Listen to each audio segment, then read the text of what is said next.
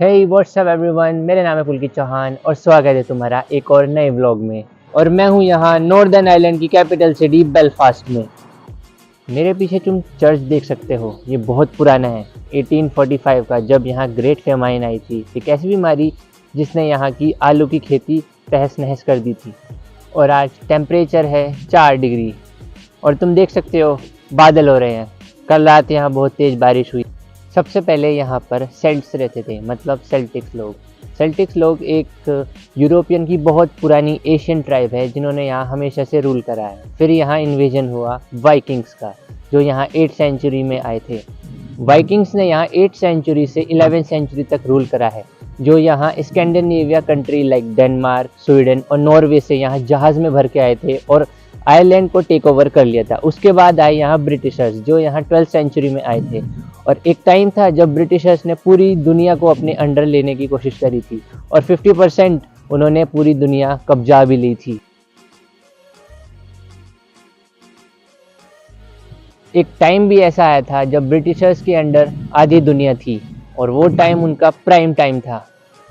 Britishers का rule यहाँ काफ़ी अच्छा चल रहा था जब तक यहाँ ग्रेट फेमाइन आई, एक ऐसी एपिडेमिक जिसने यहाँ आलू की खेती बर्बाद कर दी। यहाँ के लोग ज़्यादातर आलू पर डिपेंडेंट होते हैं क्योंकि यहाँ और खेती नहीं होती।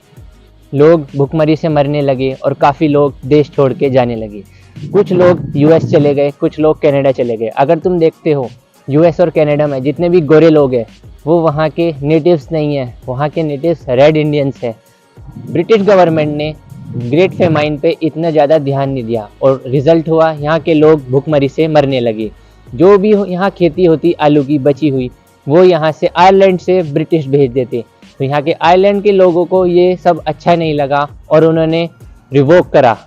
फाइनली बहुत सालों के स्ट्रगल के बाद south of Ireland northern Ireland से अलग हो गया और वो ब्रिटिशर्स रूल यहाँ ख़त्म हो गया रिपब्लिक ऑफ आयरलैंड में। 19th सेंचुरी में एक बिल पास करा, तो जो लोग नॉर्दर्न आयरलैंड के हैं और जो रिपब्लिक ऑफ आयरलैंड के हैं वो एक दूसरे कंट्री में जा सकते हैं बिना किसी सिक्योरिटी चेकअप और वीज़ा के। यहाँ के लोग जो नेटिव्स हैं वो यहाँ दोनों कंट्री में ट्रैवल कर सकते हैं बिना कोई रिस्ट्रिक्शंस के। मैं यहाँ पे यूके के वीज़ा में हूँ। मैं सिर्फ 4 कंट्री ट्रैवल कर सकता हूँ, स्कॉटलैंड, वेल्स, इंग्लैंड और नॉर्दर्न आयरलैंड। हालांकि नॉर्दर्न आयरलैंड और रिपब्लिक ऑफ आयरलैंड एक ही आइलैंड पे है और यहाँ रिस्ट्रिक्शंस नहीं है, बट वो यहाँ लोगों के लिए जो यहाँ लोकल है। जैसे हम बाहर से आते हैं तो हमें वहाँ जाने के लिए, रिपब्लिक ऑफ आयरलैंड में जाने के लिए एक वीज़ा की रिक्वायरमेंट होगी। दोनों कंट्रीज डिवाइड हुई अपने रिलीजन और पॉलिटिकल पार्टी से। रिलीजन क्योंकि नॉर्दर्न आयरलैंड में majority of people Protestant Christian है और रिपब्लिक ऑफ आयरलैंड में मेजॉरिटी ऑफ क्रिश्चियन कैथोलिक है। ये तो इनका एक रिलीजन बिलीफ है, इसलिए नॉर्दर्न पार्ट ने चुना कि वो एक यूके का पार्ट रहेगा और सदर्न पार्ट ने चुना वो एक अलग से अपनी सोवियन कंट्री रहेगी जो यूरोप जोन में आती है। ये पेंटिंग्स अभी भी उनकी मेमोरी में बनाई है जो यहाँ पहले रूल करते थे। और अगर तुम ध्यान से देखो तो ये एक और पेंटिंग है।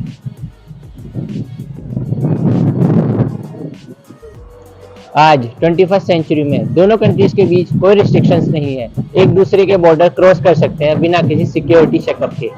बट रिपब्लिक ऑफ आयरलैंड में अभी भी लोग ब्रिटिशर्स को पसंद नहीं करते, इवन वहाँ का फ्लैग भी जला देते हैं।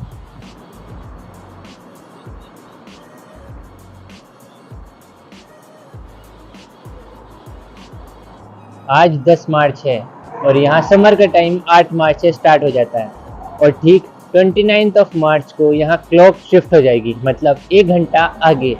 इंडिया से आज का टाइम है 5.5 घंटा पीछे है और 29th ऑफ मार्च को वहाँ 4.5 घंटा होगा, मतलब यहाँ से 1 घंटा शिफ्ट हो जाएगी यहाँ की क्लॉक।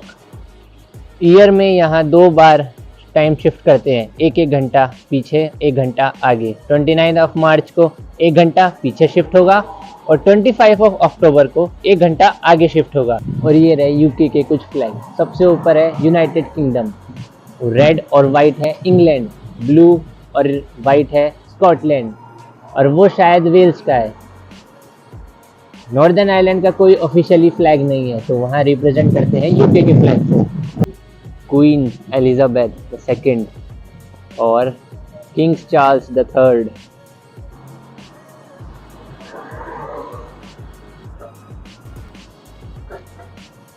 और आज के लिए इतना ज्ञान काफ़ी है। मिलते हैं अगली वीडियो में, तब तक के लिए बाय बाय।